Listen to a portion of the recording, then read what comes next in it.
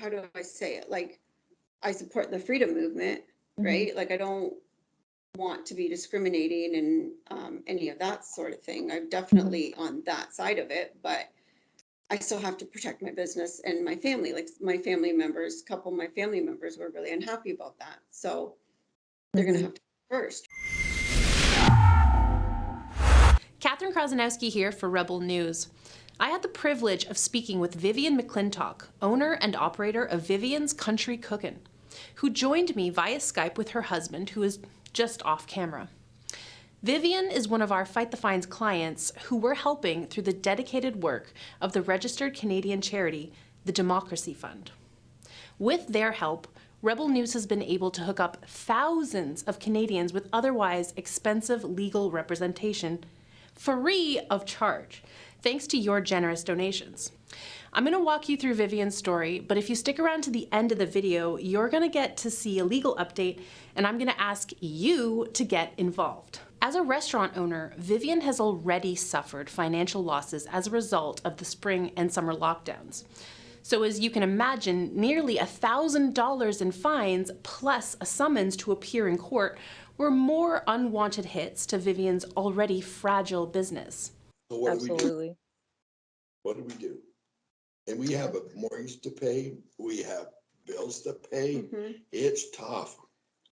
Side note, Vivian is known for her cakes, which she makes from scratch. Apparently they're so delicious, people travel from towns away just to get a slice. Yeah, we're well known for the cakes. I That's her make all the specialty. cakes. And So they come from everywhere. Really? yeah. What's your best cake? Oh my, They're all good. they're all good. Really, they're all good. Well, she The, makes the pina colada is really good. Ooh. Chocolate Yum. supreme. It all depends on what your flavor is, right? Chocolate supreme, coconut buttercream. There's all kinds. Everything's baked from scratch. There's Yeah. none of this box stuff. Well, it's called country cooking because it really is. According to Vivian and her husband, the restaurant was experiencing low traffic due to the lockdown restrictions, hurting them financially. Let's start with the beginning. Yeah, so what was the first visit from the OPP? That was on the Saturday in April. I think that was the 10th.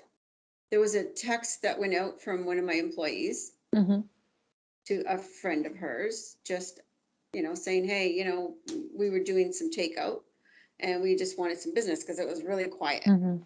It seems like some wires may have been crossed and some people chose to eat their food out of takeout containers, but inside the restaurant.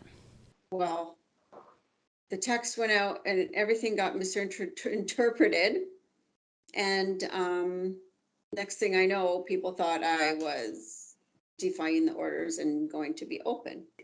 Yeah, we allowed them in and they ordered takeout, right? And then they took the food and then there were a few who sat in and ate it out of their takeout containers. It wasn't what we were inviting, but it's what happened. Yeah. I asked Vivian if she and her husband attempted to kick these people out of the diner. You're really trying to play by the rules, and you are, except for the fact that you're not kicking people out, kicking and screaming, basically. You're not dragging them out of your establishment No. with force. Like, is that your job? That's a really tricky question. No, Yeah. and I cannot do that to friends and neighbors. I just can't. It's okay. All right. I'm 75 years old. I was born and raised here. I know everybody. I get along with everybody, right? You know what I mean? We in fact, up until just a few years ago, we never locked our doors. You know what I mean? Because it was a country environment, right? And well, we started locking our doors, 6-7 years ago. Wow. And we never locked them. Here's where things get a little trickier. There was an anti-lockdown rally nearby. Upon hearing that Vivian's was open, a group of protest attendees stopped in at Vivian's, and it was a large group. But when they showed up, they came in. We didn't have Everything, staff. We didn't have it. Yeah, we weren't prepared. Like we didn't know really what was going to happen. And then what happened is they came in with so many people, right? We were not ready.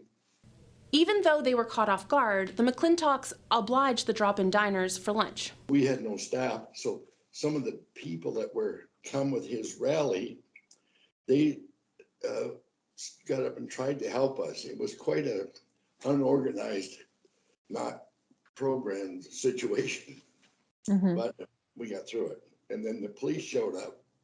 2:30 that afternoon, Oh, so that day. that, Okay. yes, that day. They just sat across the road. Yeah. They didn't come in. They Yeah. parked across the street and watched, observed. Mhm. Then one lady officer just drives through the parking lot, filming the cars and the people. They never come in the restaurant. Hmm. They came Okay. later. They came later that week with a bylaw officer and started giving him a ticket. Yes, the OPP had nothing better to do and showed up to Vivian's diner. Now, they didn't show up and ticket Vivian right then. They sat across the street, surveilling the scene. Later in the week, officers showed up with the fine. Yeah, well, when They they just showed up, yeah, with the bylaw officer, and they just said we were being charged for allowing people to dine in under the Reopening Act. How did they know about this gathering, you ask? We had, there was a neighbor who called and complained that there was Mhm. a lot of people here. I'll take neighbors you don't want to have for 500, Alex. After the whole ordeal, Vivian's Country Cookin went back to takeout only, but it wasn't over. And then so after that, what did you guys decide to do? Well, We went back to takeout, yeah, just did takeout, normal. we went strictly takeout. How do I say it? Like, I support the freedom movement, Mhm. right? Like, I don't want to be discriminating and any of that sort of thing. I'm definitely on that side of it, but I still have to protect my business and my family. Like my family members, a couple of my family members were really unhappy about that. So they're going to Mhm. have to first, right? Like I have to do things that keeps peace in my family. The police showed up again to deliver the small business with a summons to appear in court.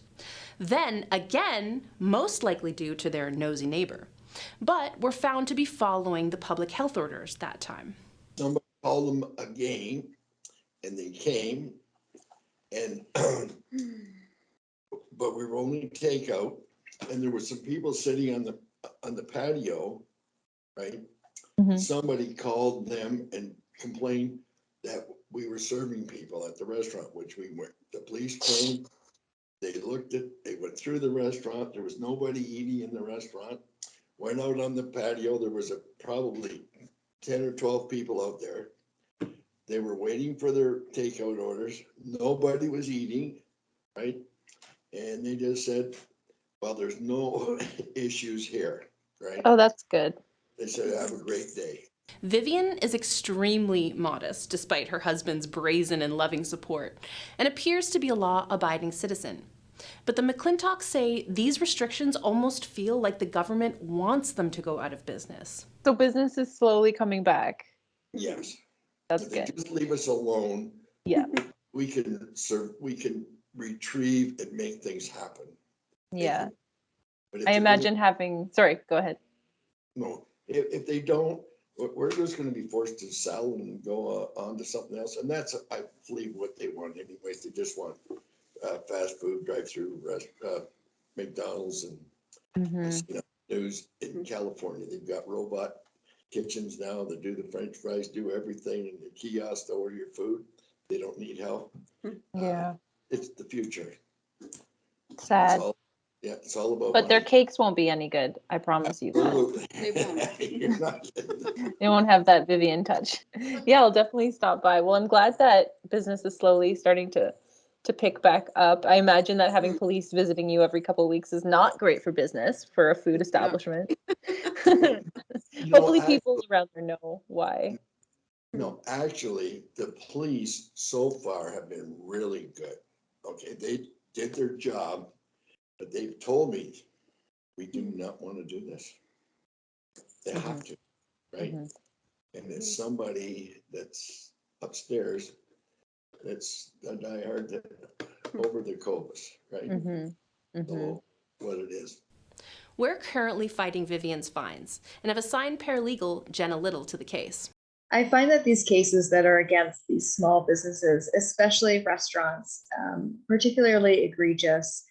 Not only have they been forced to shut down or cut down their operations at a considerable amount, but they've also become targeted by NIMBYism, nosy neighbors, and of course by law officers. In terms of Vivian's case, we just finished having a pretrial. So we've established all of the issues and we've gone in front of a justice of the peace to hash it out with the Crown.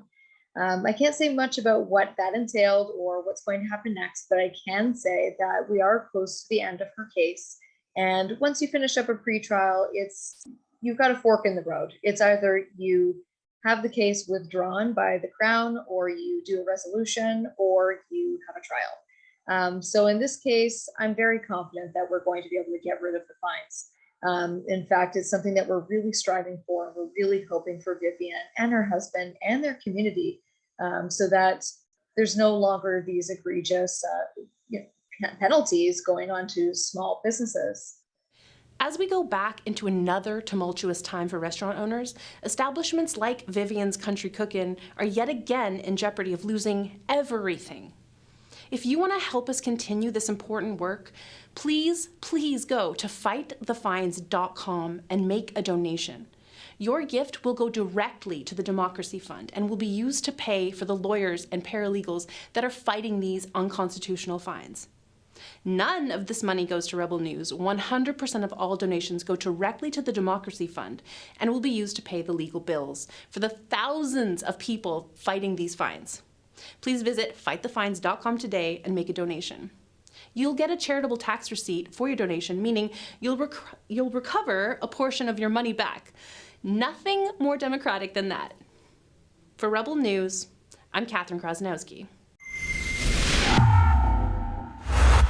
We are still fighting so many fines, some of them going all the way back to 2020. Without your help, none of this would be possible. If you can, please make a donation to fightthefines.com and see for yourself the difference you can make.